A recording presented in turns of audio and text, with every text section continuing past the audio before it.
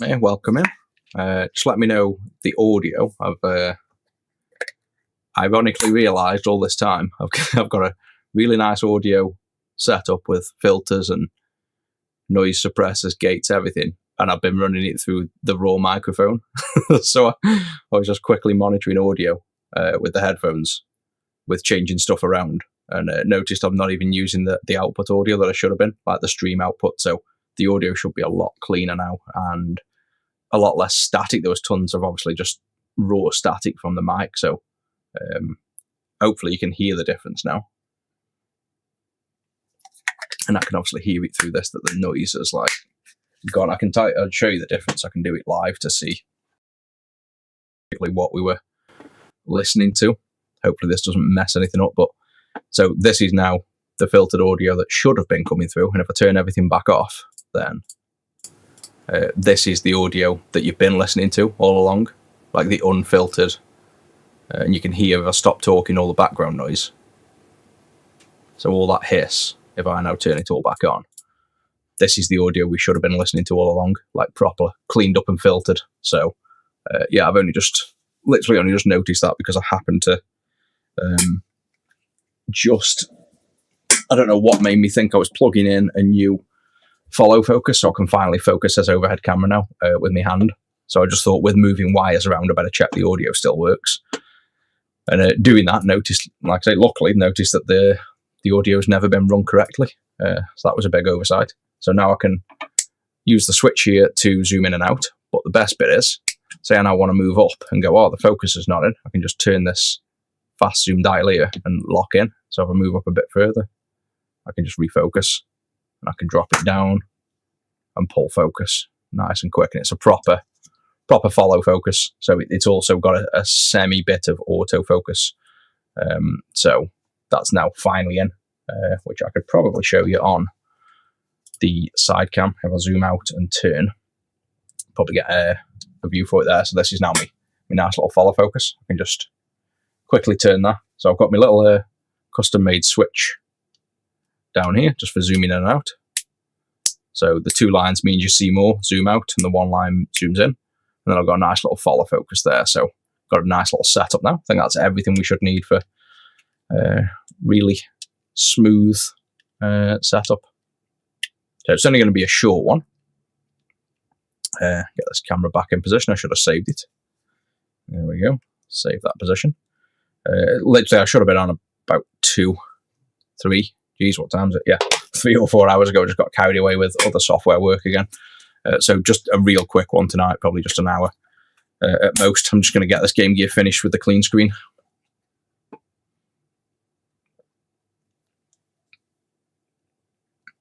Recommended upgrades for Game Boy Original. The Clean Power, definitely. If you're doing any other upgrades, the Clean Power, even if you're not, it gives you nice, smooth voltage regulation. Clean Juice is optional. I'm about to change them all for AA versions, so I'd probably hold off on the Clean Juice personally. And when the new one comes out, it will be sitting over the top of rechargeable AAs, and then you charge by USB-C. So I'd probably leave that one.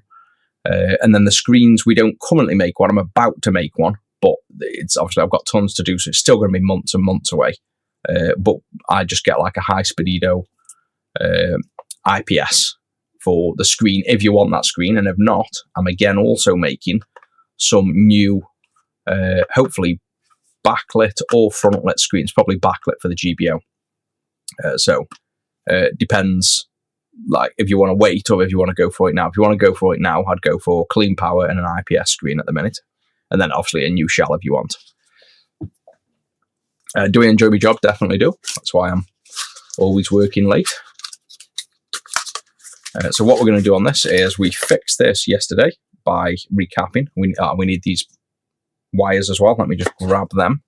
The power and audio. I think I've got some. Actually, I can probably rob some from here for now. Yep, there we go. So we need to put these on to fix the wobbly cables. And then we also need to do the CleanScreen. So let's just do the cables first. The Clean Juice just sits in, so we'll fit that and assemble it after.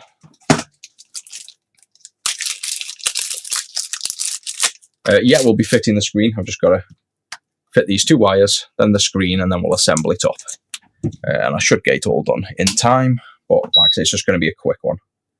Now, with getting these off,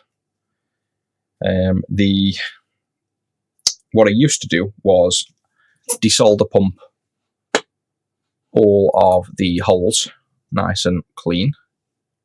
So using my new little follow focus now, nice, easily pull focus. I normally desolder wick this as much as possible and then pull the wires out, but trying to solder them hot all at once doesn't usually work. What will happen is the cable will just melt anyway and come out. So there's no point attempting usually to pull these clean in one go.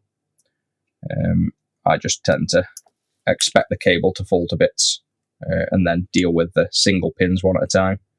But you can try and, look, as soon as you warm it up, the wires just pull out. So you can almost, for the sake of it, just cut these off to begin with, because they're going to pull through the wires that weak. They're going to pull out.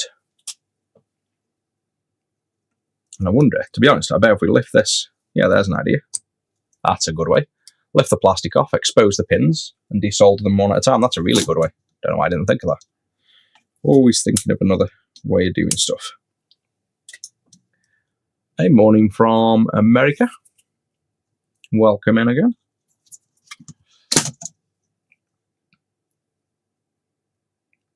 Thanks, I'm glad you think I'm knowledgeable on it. It's many years of not knowing anything and learning it slowly. There we go, that's definitely a new technique. Pull that off, and now we can individually desolder these. That's nice and easy. That's going to be the cleanest way so far. So now all we'll do on here is test my new pull focus. Oh, look at that. That's wicked. I love that now. Being able to rapidly focus. We will try and probably grab it with these. I need 3 hands. And then we could just grab the pin like that. Warm up for a few seconds, let it get nice and warm. And then the pin should. Tweezers are easier, to be honest. Pin should just pull out. And bear in mind, these pins are also springy. It's a bit hard to hold. They are filled, well, you can see better with the new ones. So see how they've got the little springs on the end, the little towers. They obviously expand out in the hole, so you have to pull them through. They're not going to like fall out, these pins. So we want to grab a pin, warm up, and pull out like that. So that works. So now I'll just go to the other camera while I do this, because it's pretty hard to hold that in the camera view while I'm doing it. So I'm just going to do these while you look at the side cam a bit easier. I still can't make mind whether it's easier with tweezers or then pullers. I think tweezers maybe. Yeah, tweezers. Cool. And then you should all notice, for those who didn't join straight away, you should notice the audio is a lot cleaner now. So a lot less background noise, and we've got some filters on for like EQ and gate and stuff, which I thought I'd enabled all along. But when I was just checking it out a minute ago, realised I got the complete wrong audio filtering into the streams. So you've been hearing like the raw microphone with absolutely no cleanup on it whatsoever until now.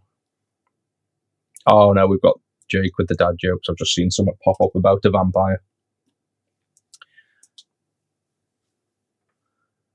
Oh god. Why didn't the vampire get sent to jail by the judge in court? He couldn't find the bat. What you need to do is need to post them and then not give away the answer for 10 minutes, and we should all have to have a guess. That's probably going to make it worse though, because then it's going to become a thing, isn't it?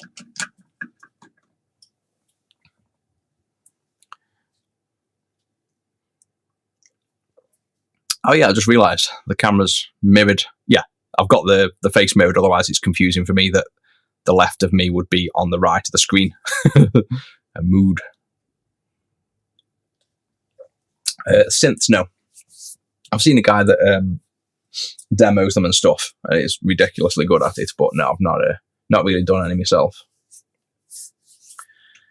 Right, so with that off, that was really good. So that's definitely my new favourite technique with this. Put that under so we don't get glare. Pull focus now. Zoom in. And what we will do, we still got glare there. Is that going to stay? No, let it rock down. See, I don't like how the light's just... There we go. Got the overhead studio lights in such a bad position for the reflection. Might have to change that light as well, angle it a little bit.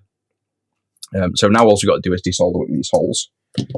So all we want for that is flux over there, flux on the actual braid as well. We've already used some leaded solder on here, so we should just be able to nice and easily apply this now and drag down the holes, hopefully. And I should really, because I seem to be doing this a bit more lately with needing to use the iron and not the hot air, I should get the extractor on as well. That extractor's getting kick off in a minute. I should probably put a larger tip on when I'm doing this a bit more frequently. I normally do it all with hot air, but I'm not normally on Game Gears, so I can't hot air around here because of the wheel and stuff. We don't want to risk melting the wheel. So I think got an itchy nose as well for all that fumes. I think that's clear in the holes. They need to be really clear.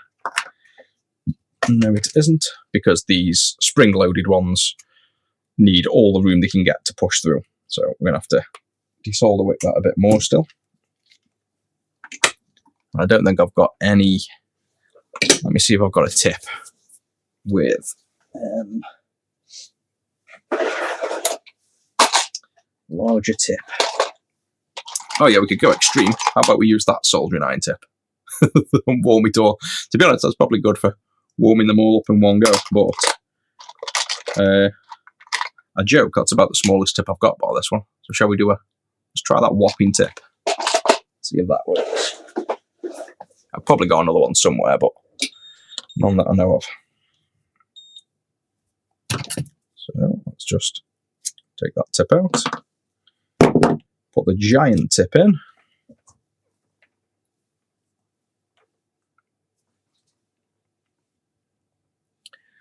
And now we can flow this with flux again.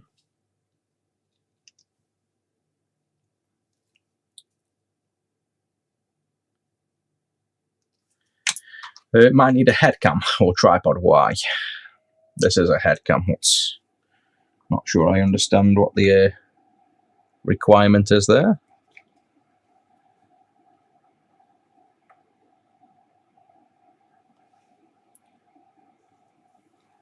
Oh, that's mad. That's wicked. That actually works really well. Might have a new favourite tip for desoldering.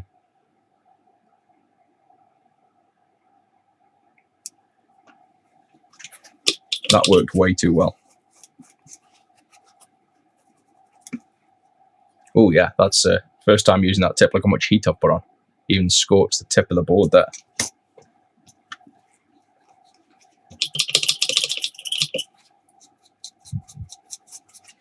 Right, so let's see if that tip's pretty cool. Shall we try soldering the CleanScreen with that tip? Challenge. Let's see if... I think that's clear. Just want to probably zoom out on that camera a bit as well. We're zoomed in quite a bit.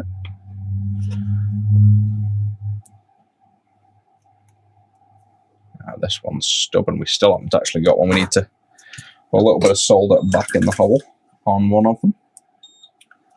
Just doesn't want to flow through.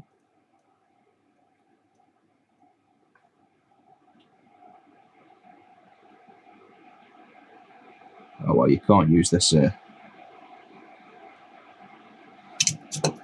can't use this tip for soldering, I'm afraid. That is definitely beyond... that's crazy hard to solder with. I'm not going to solder the CleanScreen with this.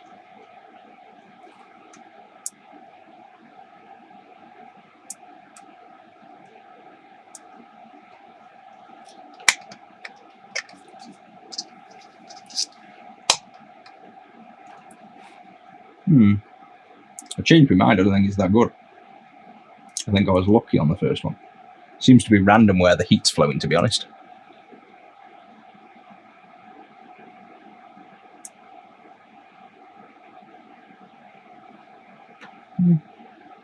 Yeah, I don't know. I don't know what to make of that. It's definitely pumping the heat through, but shouldn't take this long to desolder pump holes. Let's see again if we can see through. Yeah, they're clean. Not tell me I've filled that hole now.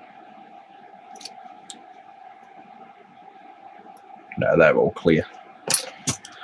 So with them clear now, what we can do is clean up the connector and just push through this new connector from this side. You can't get it in the wrong way because it's got a pin missing, so you won't really get it wrong. There we go, that snaps through, and that's the new one in. So you can see now, there's the slight bit of burn from that massive tip on the edge of the board, but it's cleaned the holes and there's no traces here, so we're good there. So that's the new connector in. We'll just solder them on. So I'm going to take this ginormous tip out of the iron for now. I'll put it back on for desolder wicking the other one now. And we can then solder these pins. So for them, just throw the solder in and give it a second to flow all the way through to the other side.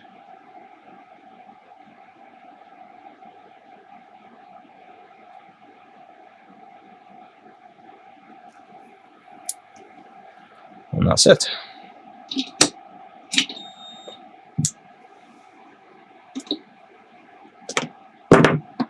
So now I wonder if we can use that giant tip to desolder all the pins at once on the other side. Where is it? Oh, we've got the pins individual, so yes and no. Where are the other pins? There they are, over here. So now let's see if we can even solder with this giant thing. I don't think we can. And the problem is it puts that much heat down. It does seem to, well, it affected the edge of the board, but that works well there. So I can get the tip on there now, but I've got to get underneath to pull them. So it's more of a awkward thing to angle than anything.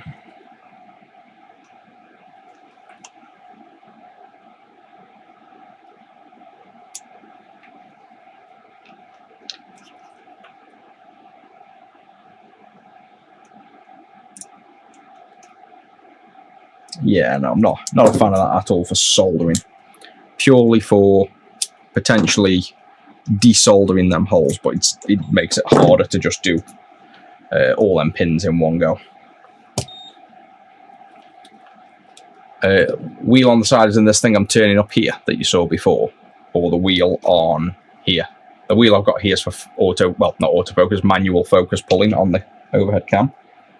But the wheel on the Game Gear is for adjusting the brightness. Well, technically the contrast, which then makes it look like it's a brightness wheel, but it's adjusting the contrast of the screen.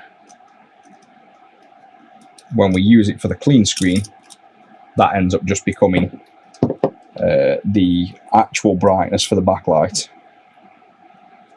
because we rewire it to act that way, basically.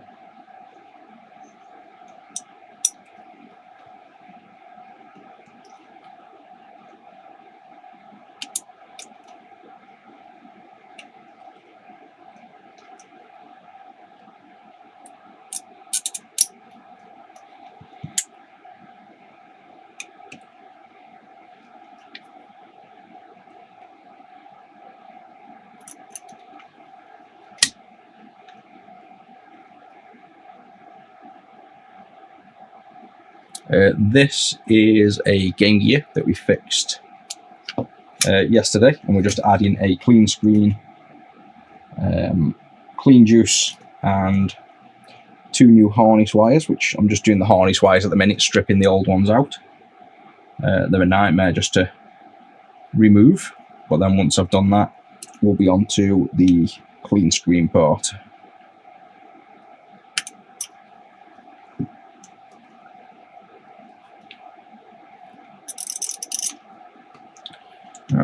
And it's just more of a positional thing, that is. It's a very awkward position to kind of pull from the underside and solder from the above side.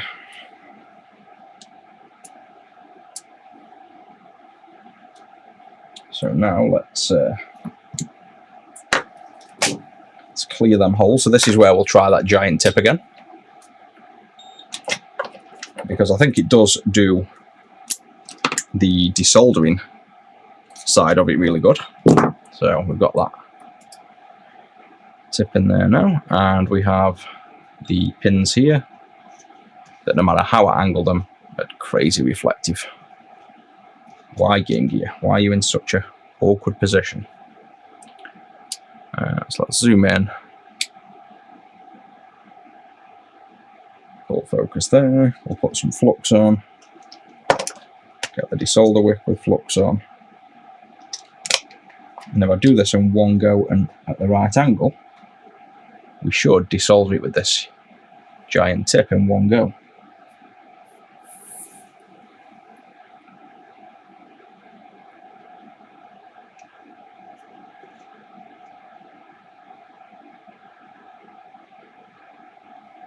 Yay! Look at that.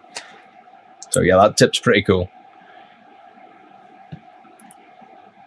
Yep, it's done all of the holes perfect. So if we clean that up, just a bit of practice I think is needed. That's the first time I've ever used that, so obviously figuring out the right technique. The only thing is it does put that much heat down.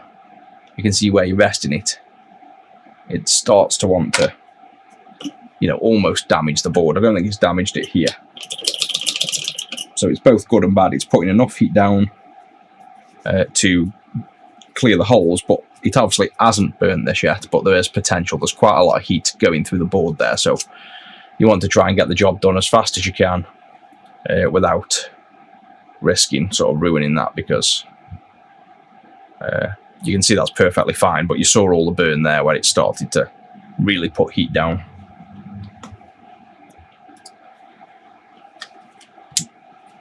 Let's get this desk cleaned up a bit again. We've got a lot of stuff floating around at the minute.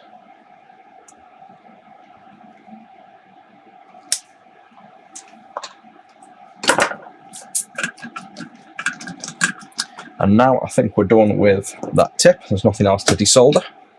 So let's just take him off. I'll keep him though, because we are going to definitely make use of him. He wants to be facing that way.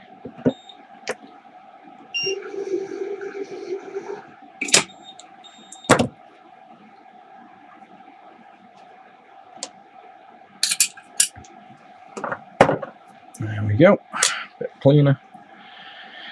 And now this wants to go through the holes. That's it. Solder them in. And then it's clean screen time. There we are. So same idea on this again. Flux is oil. Don't think so, no. It's more, you can get different kinds of flux. You can get halogen free, you can get rosin flux, you can get resin flux, but no, don't think it's oil. They're all, obviously all comprised of different things. There we go, that's that on. So we're sorted on them ribbons. We now have nice new ribbons that we know aren't going to cause us an issue. Can zoom in a bit more on that now as well.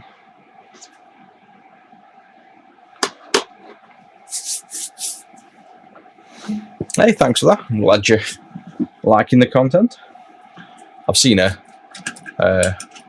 quite an increase on and off with like YouTube. I never really get many views on YouTube, but the streaming seems to be most popular on the YouTube, but strangely enough in the vertical orientation by, you know, a factor of, I don't know, 20. We'll get like, I think I got, I don't know, say 8,000 views on the vertical on one of the videos and like 100 on the horizontal. And yet the main reason I started all this setup was to stream horizontal, thinking that most people obviously stream horizontal. And I added the vertical just to keep the TikTok people happy. That obviously I grew my audience on TikTok and I still wanted to do vertical. But it's literally by far the most popular format on all platforms, having the vertical video. So it's almost like the horizontal isn't watched. Why such a big nail? As in, I presume by nail you mean this gigantic solder tip that's probably still warm. Get the tweezers. I mean this thing, the solder tip. That's just, we were experimenting. I was after a slightly bigger tip, and that's the only one I've got in my toolbox that's even remotely bigger than what I've got. So this is the one I've got, and this is the only one I could find, so significantly bigger. But I just used it for the sake, and it turned out to be really good. So to clear the holes of solder, that worked out really well.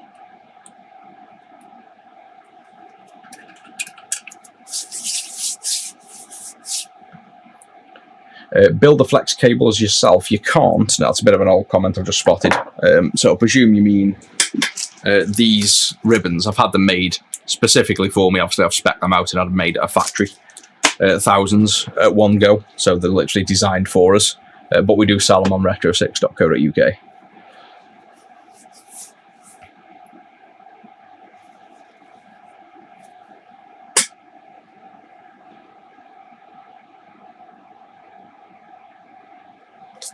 Preferred brand of solder. I do. I used to sell it and now I don't. So I use Solder King. I don't think you can buy it anywhere. We were a distributor for it, but I stopped selling it. Yeah, it should be live on Twitch. It should be on Twitch, Facebook, YouTube, TikTok, and we were streaming on Kick. I just turned it off because it's just full of just spam comments all the time. So until I can be bothered moderate the comments, we don't stream on Kick, but it should be on all of the others, yeah. Yeah, so Solder King is the solder, but basically any leaded solder for this kind of work. Let me see if I can get this out of the holder without dropping it. So this is the one I use at the minute. Solder King CXW70, and you've got 60%, here we go, I always forget, 60% SN is tin, I think, and then PB is obviously lead. So 40% lead, 60% tin, 0.7 diameter. Anything similar to that, they all come. Oh, I'm nearly out as well, so I'm going to have to change solder. So I'll probably start trying different solders soon as well. See if we can find good ones. But the Solder King ones were good. Before then, I just randomly brought stuff off DigiKey until I found ones I liked. There's a lot of bad solder, unfortunately. But I'll see if I can find a brand you can buy. No, you can't build those flex cables yourself. We sell them on retro6.co.uk. We had them made specifically for us. So we've got the CleanScreen brackets in the kit. We've got the ribbons. And I think if you're buying the kit, I've noticed this sometimes as well, whether it's going to be the case. You get both anyway, so it's not a problem. But there's meant to be a 1-chip and a 2-chip bag. So meaning if your console's got 2 chips over here, it's a 2-chip. If it's got 1 big chip, it's a 1-chip. The ribbons come in a bag for 1 chip and 2 chip. So say we take this one, you lay this over the side and see if it fits over the resistors. And you can see in this case, if we lay it down here, nothing lines up. So it's like not going anywhere. This is hitting the black chip. So this is meant to be a 1-chip kit, but this is what I'm noticing. And I can tell you they're still done at the minute. This is the 2-chip ribbon. So the left side of the ribbon, see this little stalk here poking up?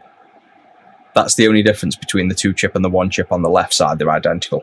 So it comes bagged like this, where that's one bag and that's meant to be the 1-chip. And obviously we'll fix this in the next batch. We only spotted it in this last batch. And this is meant to be the 2-chip kit. So you'll see if we lay this one over, where we want it to go. You can see this now falls over and down through the middle of them two and over here. So this is clearly the right one for this side. But the one that come in the bag for the 2 chip, if we compare to the 1 chip over here, literally the only difference is that little stump. And saying that, they've actually provided them in both, so it's not a problem. What they've done is provided, there's meant to be one of them where this SMS isn't on this side, this little stump, and they've actually provided it on both. So you'll see on the 1 chip here, we've already got an SMS pin on a resistor. So if you're coming to solder it on the 1 chip, it just means that you'll end up with this pad that floats in midair and you don't know where it solders. So it's actually not a problem. I presumed they'd mix the ribbons up. They haven't. What they've done is just produced the left side, both of them the same, which is actually not a problem because you've got that pin. So pretty much just ignore that entire rant, really. Now we've got the screen there. Yeah, we sell the recap kits for Game Gear. retro6.co.uk. And then mods and kits, Game Gear, and then it's in the Game Gear section.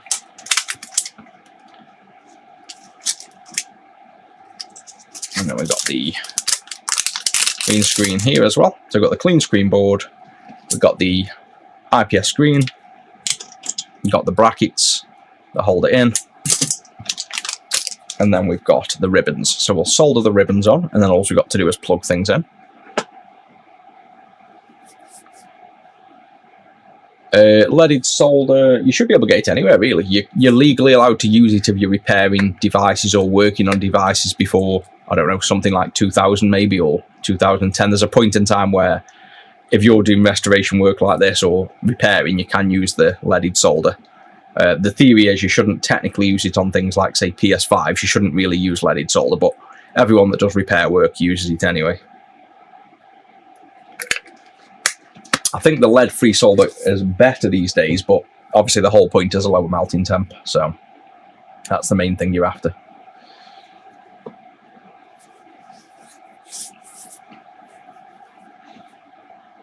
Yeah, thanks, Atari staff room. I'm glad you've seen 2 in a row, especially considering I've got no schedule and I just randomly come online. And I even told people I was coming online today at 1 and then appeared at 5, so you definitely managed a good one there. So this is what we've got to do on this ribbon.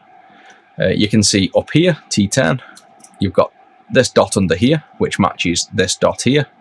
And then obviously this pad is for a different revision, so there's nothing there. So you just solder T10 to that.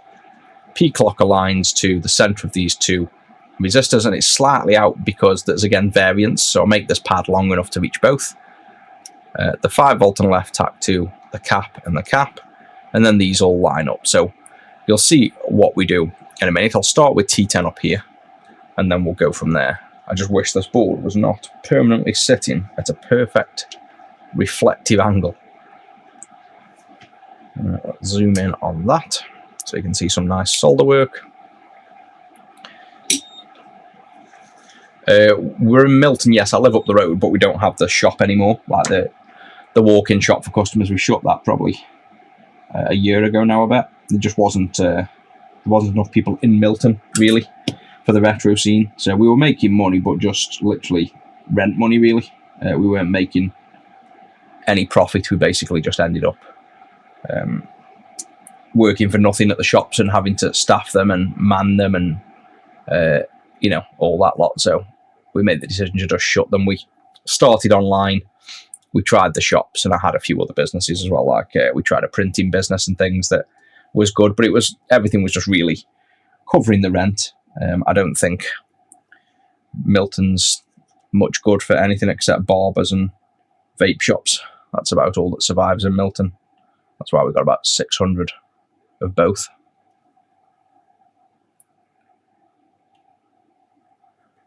These are tacking on nice and easy. So you can see this pad here. This goes to this pad, but it also links over to here, and they're all joined. So you just basically come in with the iron, whatever angle suits, and then you'll see it does that and bridges over, and people think they've got to remove that bridge. It's literally the same connection, so you don't have to. Flux recommendations, we have this Styri I'm using Styri ASM. At the minute, I recommend the V3, but right after this one, it's nearly ran out, and I keep saying it, and it's lasting and lasting. I've got the Styri HT Tachyflux that I'm going to try next. And I'll just work my way through all the different versions until I find the one I'm most happy with.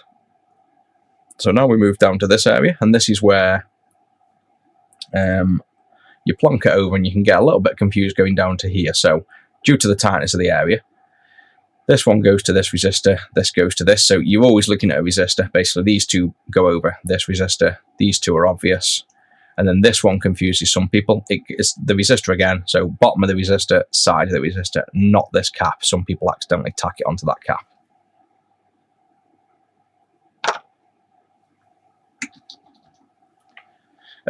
Commemorating the shop, not much, to be honest. We just we moved out. We were in the middle of many things at the time, and one of the big goals where we were expanding into America to make it easier for people to buy locally at the time, and we were trying to mimic as much of the business as we could.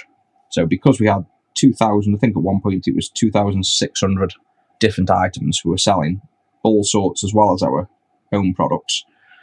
And some of those products didn't really translate well to America either. So we did a big cleanup at the same time and kind of slimmed down the business and got back to what it should have been, which is a family-run business, nice and small. And it kind of grew a bit bigger than I probably wanted it to, and we were doing too many things, you know, like probably employing a bit too many people and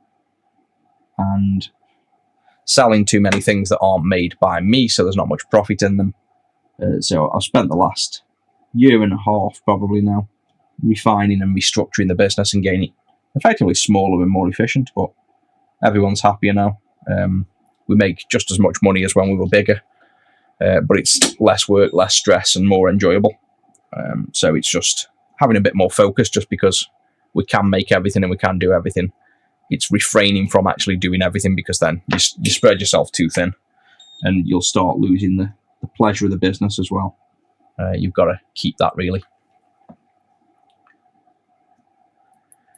Flux you don't need if you're doing it like this, because the solder's got flux in. So like for example this, you've got quite a big blob of solder there. If you're really bothered about that, you can add the extra flux, because that pad didn't tack rapid, and you can reflow and reduce down a little bit if you want. But it's just, I'm not that fussed visually with solder blobs. You know, there's the solder blob looking a bit neater, but it's on, it's solid, and it's not a dry joint, so that's all that matters to me. This heatsink, we'll zoom right in on this, but this is going to be something I think I need to revise on the ribbon. There's the pad, but this is a bit far away. So normally I add a tiny bit of wire to this to blob it, but you've got to try and get to this pad here. And again, with a delay on the stream, this is very difficult, but we'll try and see if we've got any movement in that to push it in. So you can try and basically push that up a little bit, up and down maybe, but usually you'll find this one, you can't really get it to go into a position you want. It's like forceful to try and get that on and then try and blob, and it's not going to go, you see. So what I do there instead is I just get a little bit of wire and I make it bridge over the gap. But on the next revision I'll make that pin a bit closer. It was just one of them things that when we made it, the tolerance was slightly out. I don't know whether I'd got a different revision board, or I think I was being cautious on the production, because it didn't really get samples made on this revision. It went straight into production. So I thought if this was too close, we'd end up covering the pin, but either way, it's an easy fix for next time. So let's get a little bit of flux for that one. And I don't know whether I can do this on just looking at that camera, because this is obviously fine pin work. But the idea is you'll just place the wire on here. I've got zero depth perception with the camera. That's the problem I'm facing visually. And you'll tack it onto that pad, and then you'll tack it onto the ASIC pin. So we'll get that down, and I literally cannot see at all without a scope there any depth. So let's see if I can do it just looking at the screen. maybe. I think that's got it. Yeah, that's got it there. But that's obviously much easier if you've got a microscope or if you can actually put your head over the camera. I was just trying to do that sitting away from that connection. So let me just double check that under the scope now to make sure it is good. I just wanted to kind of show you guys that being done so you know how it's done. But oh yeah, it's pretty clean joined. Probably do with a tiny blob of solder to reflow it, but that's fine. So that's that ribbon on that side.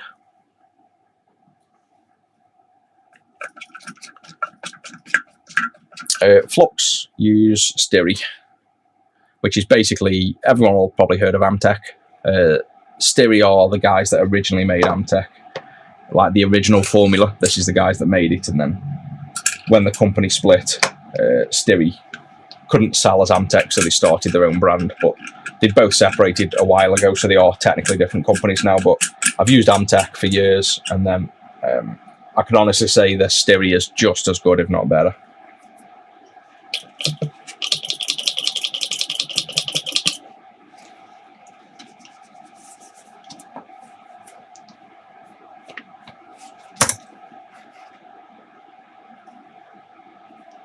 Right, so now the other side.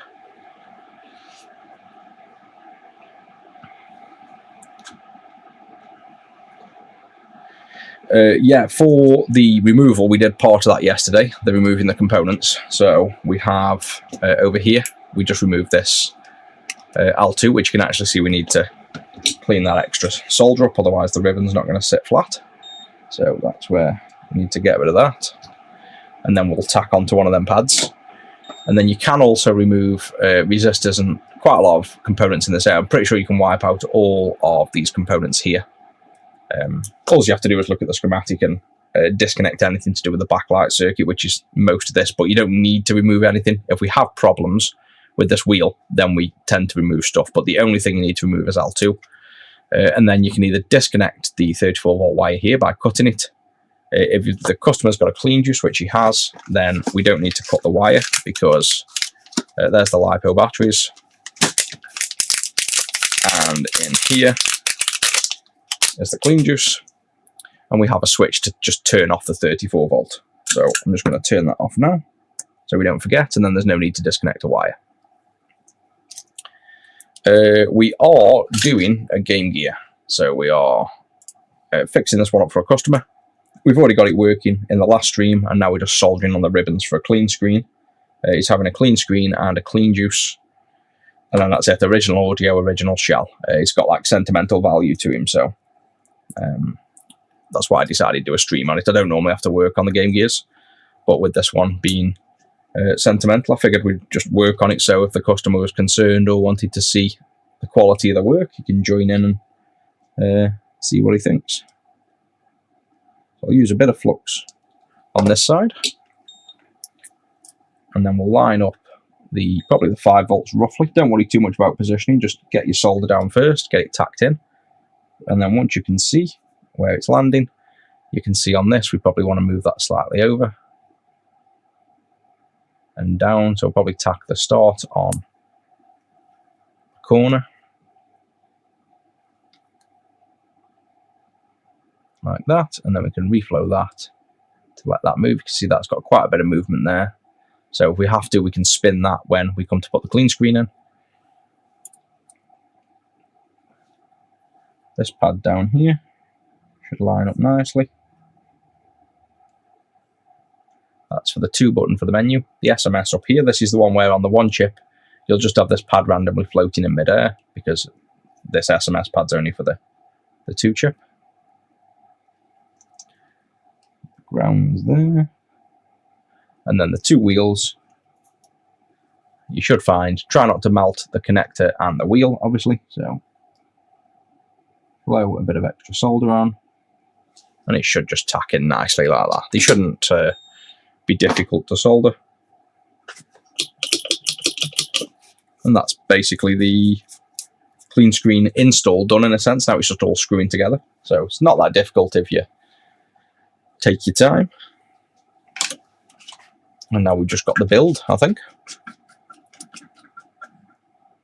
Do I fix PSX consoles in the actual PSXs? No, we would normally do, but part of reducing the amount of consoles we work on, I've had to limit what we take in. I could certainly do it, but we don't accept anything now. I've turned down about 20 people today, literally. We've had tons today.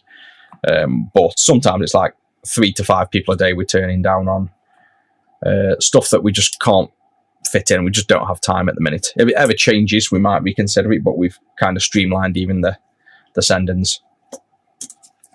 Right, so now for the clean screen, what we need to do is, this fits under the ribbons, so you lift the ribbons up, and you basically get these ribbons to sit above the clean screen, and they connect into these 2 connectors here. Before we connect them in, we also have the brackets, which the screen goes in, and I think, because I don't know whether I've got the other ones, let's try these. It depends on the shell. Sometimes we need a different bracket, but you want to slide the screen in, the brackets, so they slide over the screen like that. They don't lock in because the top's designed to just hold it in, so that'll move freely in and out like that. That's designed to do that, but when it's in the shell, this actual shell holds the screen firmly in, so it's just designed to slide in like that, either side, and then if we flip that over, rotate it around this way, so that will now be, in fact, if you do it upside down, I've put them the wrong way. So if you start with the screen that way, because it's going to sit underneath here like this and connect in, this ribbon goes, or this connector goes on this side, so we put that in that way, this one in this way, so basically the stick sticking out because it's the long hole here. We put that down, and then move that over, plonk your clean screen over, and then we're going to screw the holes through the clean screen board, through the Game Gear board, and ultimately into these holes here. So then it just holds everything together. It holds the screen together and the clean screen board, so everything's wedged into place. And then I'll just need the screws for that, which are the originals that come out of the screen itself.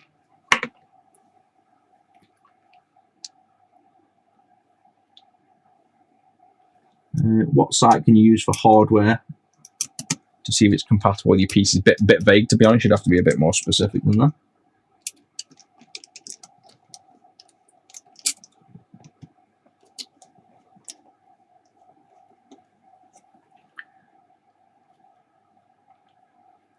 Yeah, the Stereo has tons of versions. Go with the Stereo V3 TF, and TF is Tacky Flux. That's the one I've found best so far. But I've used quite a few, and I've not really found one that's not good so far. But the V3's been the best that I've found, so definitely start with V3.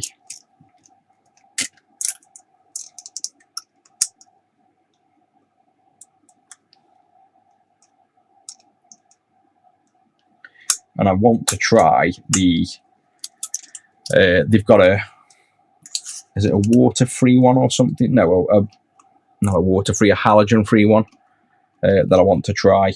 I think I was going to order it till I realised I've got quite a few in stock. Still are the other ones to try, but I'm tempted to see what that's like. That apparently wipes off the board very easily. Like, the cleanup is meant to be very easy.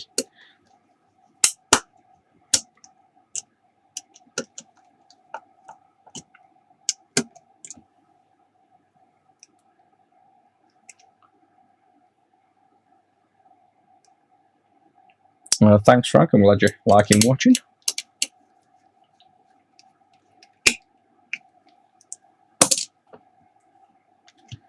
Right, so there we go. So once that's in, see the screen now holds in place, and we can connect this ribbon up.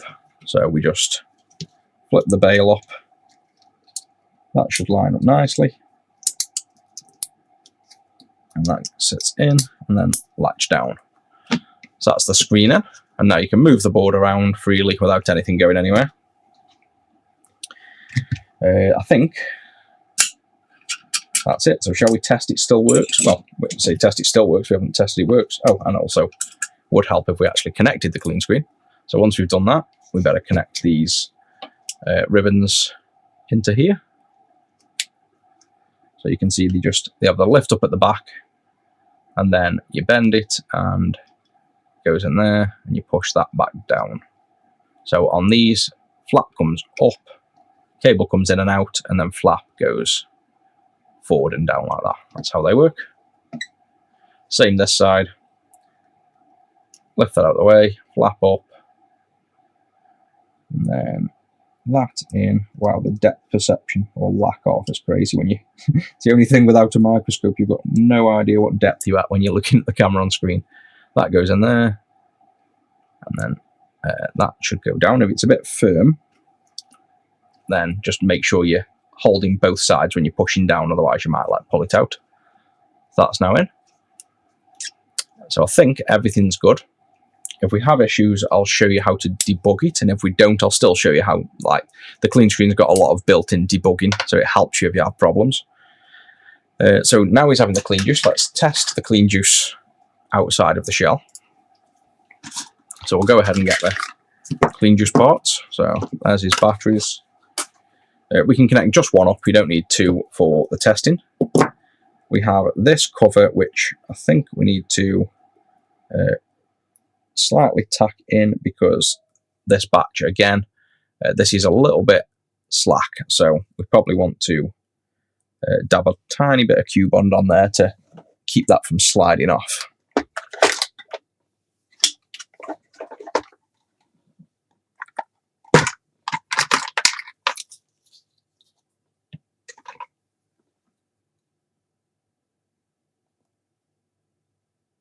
The V5 flux, yeah, I probably will. I'll work my way up. I've literally want to go through every option basically that they sell, and then find out which I prefer. But I'm liking the thought of like the easy cleanup ones, the water ones they're on about. But I'll probably order some V5 next, along with that water one, and then I can try them both. So I'll show you this Q-bond. This is basically super glue. If you don't want to buy Q-bond, it's actually a customer or somebody that was watching our streams that recommended it to me. So if you don't want to buy the little Q-bond pot reinforcement, this is like heavy powder and super fine.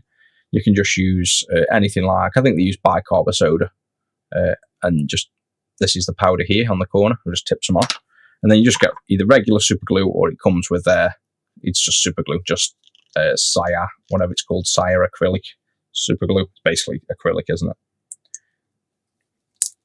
CLA is what super glue is. Clear off the tip because it's leaked everywhere and covered.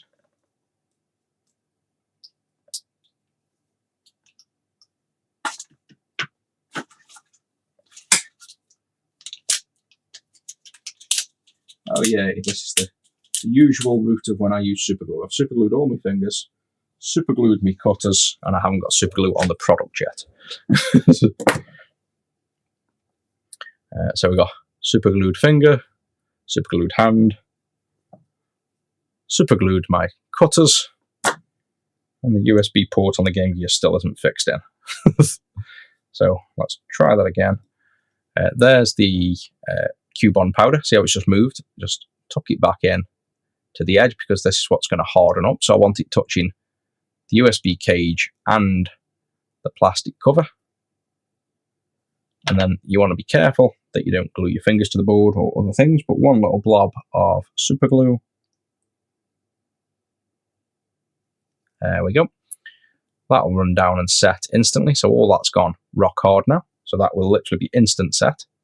So literally like a rock. You can then add more powder, but I'm not going to, because this is literally just to hold it in place.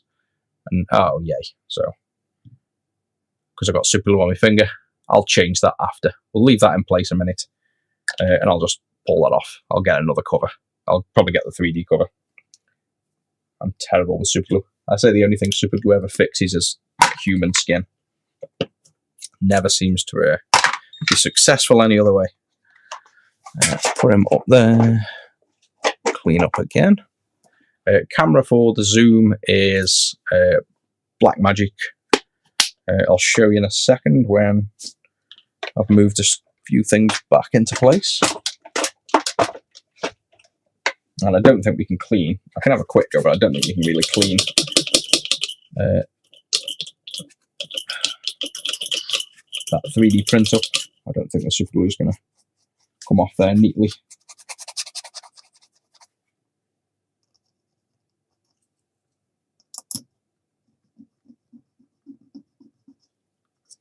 Wonder if we can just give it a bit of roughage actually, because we can obviously swap it if there's a problem. Just wondering if we give it a bit of texture with a sandpaper pad. See if we can get that looking decent. Might as well try, haven't we? So there's the, if I put it down, focus down. So that little bit of scuff there, I want to try and get rid of. So I'm just going to try. If I sand it all, give it an even texture, will it just go white? Or will we be able to bring that back to a nice finish?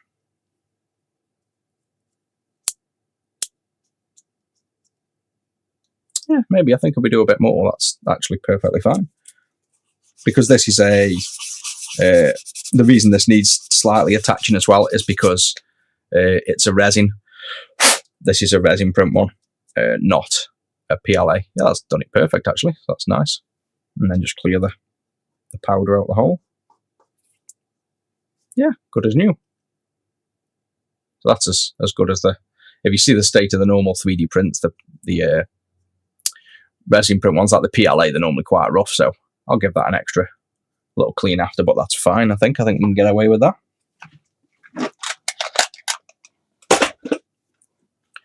So the camera, if you're interested, is where are we? Go up. Ah, yeah, I can put a bit of hot out. That's a good idea actually after. There we go. So it's this big beast here. It used to be a Blackmagic Studio Cam, hence all the holes in the wall where it was bracketed. I changed it for the pocket camera so that I could do, why did I do it?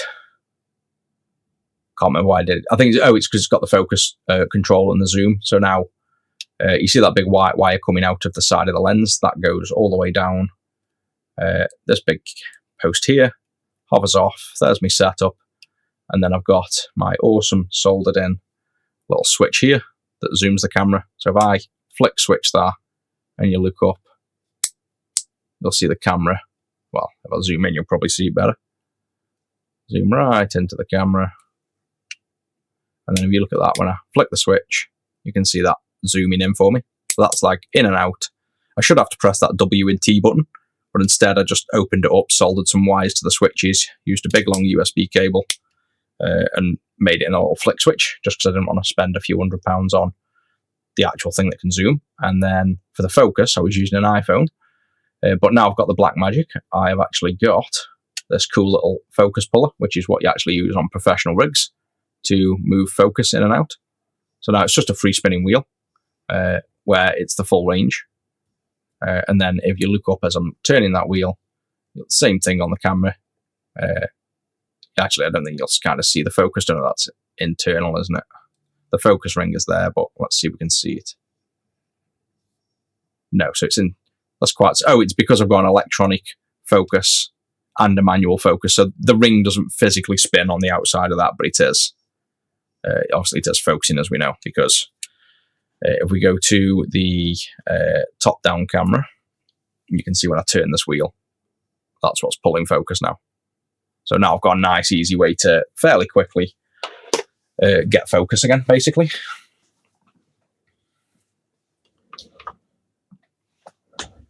Yeah, for the super glue, we don't need the hardener in this case because it's getting absorbed by the actual powder, and the spray would probably tarnish where we're going.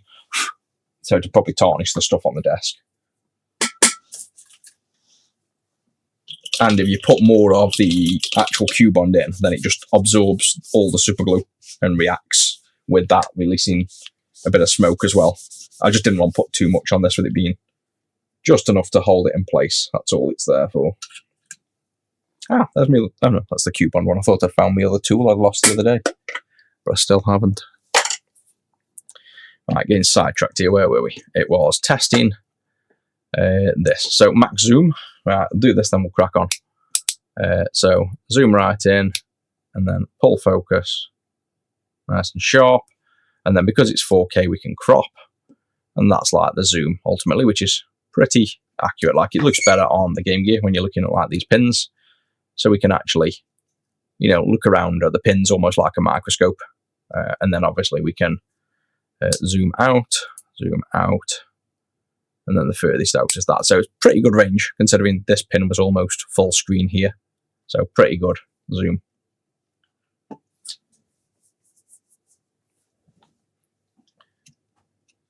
Yeah, I designed all this. This is all these boards and software and code. I've designed all of it from scratch. There's not a single other person that's done anything with these. This is all me making these. Right, so let's see now if this works. Let's plug in one battery and Sonic, because we always do. A soundboard, I'll just use, where is the soundboard? Over there. Keep moving boxes around. One, ooh, knocking the microphone. That'll have been a nice impact on the mic a bit. Got the Clean Amp Duo there. And now we connect audio up. The Clean Juice up. The 34 volts turned off. So I think if we've done everything right, that should be working. So let's just zoom in.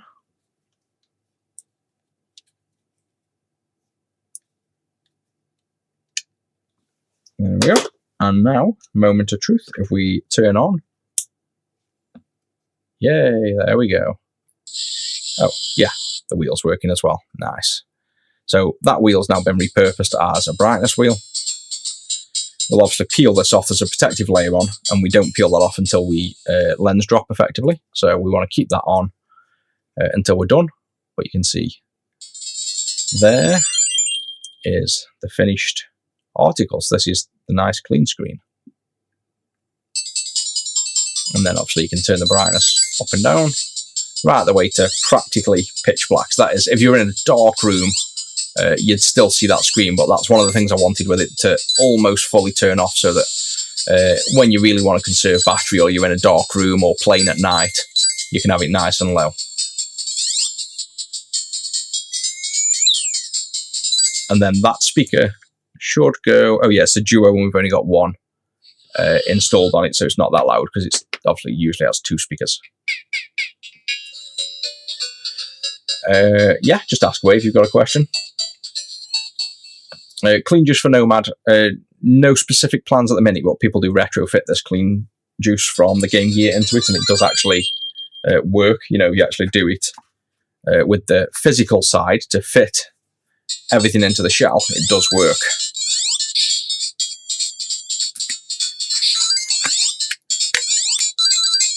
Oh, so the V5, just going backwards on the thing, the V5 is already halogen free then. Is that like similar to the water ones we're on about that clean up easy? They're basically halogen free, but like easy clean.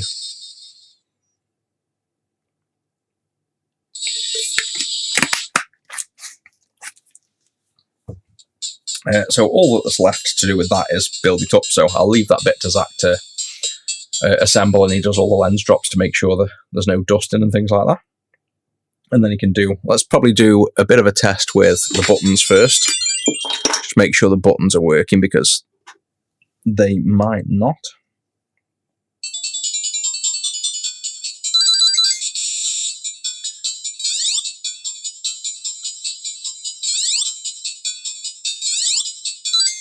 Right, so we've got the start button. There we go.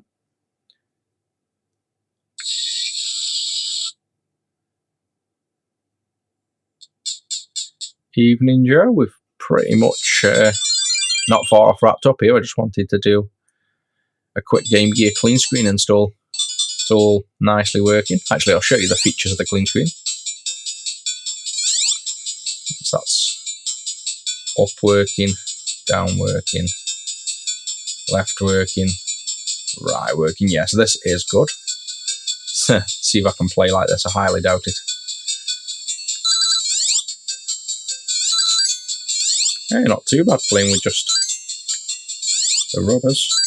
See if I can get to the end of the level. Oh, I missed the box, but I'm not going back for that.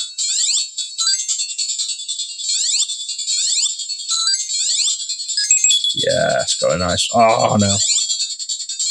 There's my shield gone. Ah, come on. Jump. Woo!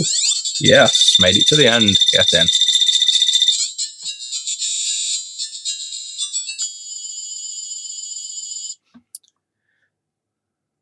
What am I using to play? If you're on vertical, where's my zoomy thing on? I've literally just rested the rubbers on the Game Gear, and I'm trying to do this. And like press rubbers and twist rubbers, and I've somehow managed to do that level just about, which I've no idea how I've managed, but I did. So that's definitely all good anyway.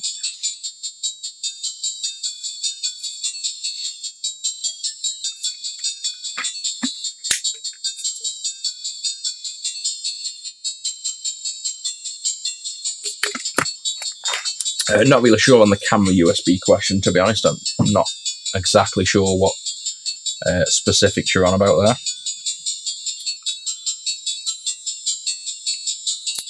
there. How did you learn to reverse engineer stuff? Just I've done it all my life with everything. Everything I've ever kind of done or learned has all been that kind of same thought process, like trying to learn myself everything. So it's very hard to kind of explain, but you just break everything down to the smallest possible bits, or take a console and break it so you want the bare minimum of something operating. So say like a Game Boy, you take it and break it so that all you're looking at is getting, say, the red LED to come on. And if you start with that and then work your way through, just power of observation, just what can you remove or what can you break until the light goes off, then you know at least the entry point as to where the most basic thing, like the power LED coming on, starts with. And you just literally learn like that. You kind of build from the ground up, start with small steps, and then guide your way through and figure out what works. So I typically, if I don't know a system like the Apple Mac SE, I brought a fully working one and started to remove chips one at a time until I got the no SAD-Mac sound. So basically the early boot of the Mac is like a sound, basically the SAD-Mac sound it's called. So I got a fully working one and removed every component that I could possibly remove until that sound stopped happening. And then I knew what components were left that could possibly be at the very early boot up stage of the system. And then I started scoping things and seeing what was happening and reading data sheets. Basically, it's a ton of work, but it's all just steps that you follow and knowledge that you build up slowly that turns into the full knowledge. So when you're finally done and you can figure things out, it looks like you're smarter than you are, but nothing's actually that difficult. So you're not really, nothing's that hard, basically. It's all fairly easy. It just looks complicated when you put it all together, and then you end up with, you know, a finished product like this and all the power boards, audio boards. It's, I think like this Clean Juice took me 9 revisions to get right, learning along the way things that happened, and I've still made a new version now. So I'm still always improving it. But it's all just built up on, like I say, foundations, just over and over. I don't think there's anything else I wanted to do on this one. It was just a nice, quick little stream. So I'm going to get some tea now, and I'll probably, if it's anything like yesterday, I should technically get back on late afternoon. I've got software to do most days in the morning now, but I should be back on late afternoon. And I think I've got to, yes, I have, it should be a PC Engine GT that I've got to completely swap into a new board that I've designed, as well as a screen upgrade. So that's going to be probably a long one. That'll probably jump on in the afternoon, and I'll be on for, I don't think I'll even get it finished. It'll just be quite a big process. So that's it for that one, guys. Anyway, glad you all joined in, and hopefully the audio's been better. For those that are still in, I'll just quickly show you. I mentioned about at the start of the audio, start of the stream, I'd accidentally noticed that the audio I'm using is completely wrong. I've been passing through the raw microphone, so this microphone's raw audio, instead of through all the processing chains. So if I turn off all those, this is what you would have been hearing every other stream. So lots of hum, lots of noise. You can hear the filter in the background. This has been the whole time. I've been thinking I've been running the clean audio, and if I turn the clean audio back on, this is actually the audio you should have been hearing all along. So hopefully you can hear that difference now as well in the audio, and it's a little bit better and not as much background noise. So yeah, I'll catch everybody probably tomorrow.